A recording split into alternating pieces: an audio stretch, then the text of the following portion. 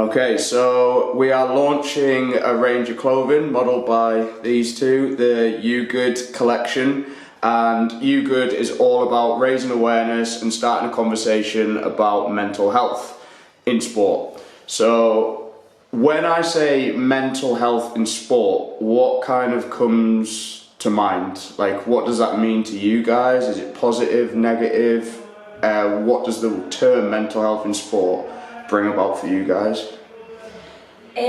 For me, probably a lot of like mindset when training and competing. So it can go either or, like positive or negative.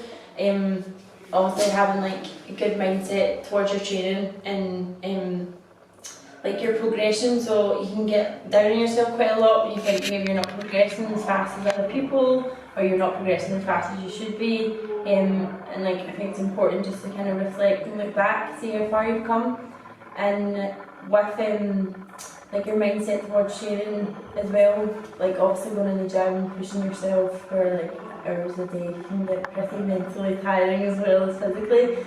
So just like always remind yourself of your goal and like why you're doing it. It's like good, having a good mindset towards it. I think that's what we had this conversation off camera earlier, Kirstin, about training on your own in a gym. And without taking over the conversation too much, one of my pet hates is when people say, well, of course you're good, you've got all day to train, you're a coach, you're a personal trainer. It's not as easy as people think. Yeah, especially if you're in that environment from so early in the morning to like so late at night, and it's getting that mindset of, right, I need to actually get myself training now.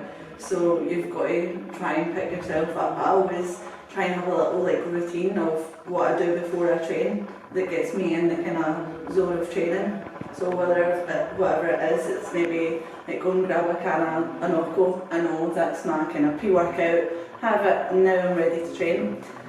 Always helps me get going. Or have a training partner, tell them a time to come in and right, I know I'm going to train at that time because they're coming in, so you've got to train because they're going to be there. So yeah, it's definitely, it really helps having someone there to train. But if you don't, it's not always the case. Have like some kind of routine that kind of you know that you're going to train. Like as I said, like have an energy drink, have a coffee, have something, and then it kind of puts you in the mood for training. I think one of the other topics I've been talking to people about is if you were struggling with mental health, and not necessarily we're looking at the end point, the crisis point, but just day to day not feeling great. I think one of the blocks people have is what do you do? How do you start that conversation? Like, who do you talk to? Is it something that you would know what to do, or is it something that we need to kind of get more research, more, I don't know, advice on? Like, yeah, definitely.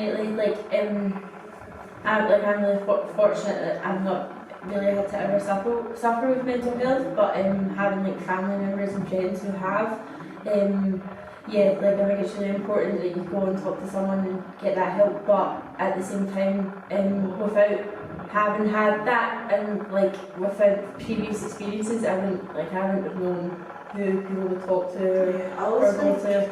You always feel better after talking to someone as well. Like no matter what it is, if you've got something on your mind, like something on your chest, just getting it off your chest or out your head, speaking it out loud always definitely helps, no matter what it is, how big it is, how small it is.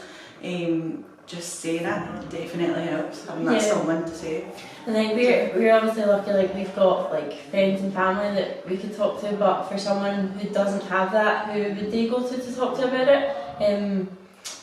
Like I definitely think there needs to be more awareness around that, and especially within, like it's really cool how we're like the charity around like athletes, because I had never even heard of that. I didn't even know that was a thing, that like athletes could go and talk to someone. And it's the charity we're using is actually a free service for athletes, which is like, I think that's a big stopping. But I mean, how much does it cost these psychologists? You're thinking hundreds of pounds. If there's that service available for free, I think like people should use it. It should be something people know about, definitely. It's really important to raise awareness. The other thing I want to talk about with you guys is obviously the sport you've chosen is an Instagram sport. There's no getting away from the fact that CrossFit lives on social media and on Instagram. What's your thoughts, feelings towards that? Good or bad? So again, like it doesn't really negatively affect me in any way, which is good. But obviously, with it being like an Instagram sport, it is difficult when maybe like sponsorships and stuff are going to people with a bigger Instagram following and not necessarily about the athlete as such anymore. And kind of like the stuff you have to post nowadays is like what it's all about, like who's going to get more likes and less likes, and it's not really what you want to post, it's more like what you need to post. Oh, that's better. Yeah. I always think the slight negative about social media is a lot of people just post the highs of their training and not the lows of their training as well, so you're always seeing like people's best bits of their training, which can get to you slightly, like why are they always having good days when some days like your training doesn't always go to plan, you don't always hit your lifts as heavy as you know that you could hit. And then you go back home, look at social media and see all these people smashing out lifts, which does get to you a little bit. So it's important to realise social media is the highlights of everyone's training and it's not always the lows.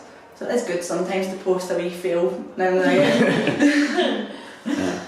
Right, I think we'll wrap it up there. I think the main takeaways is that it's good to talk, it's good to have people around you, and I think we need to kind of just talk about it more to get rid of the stigma around it. And I don't think it always has to be the super serious stuff either. It could just be day to day, just I'm feeling not great today, and just kind of going from there. So thanks guys for talking. Thank you.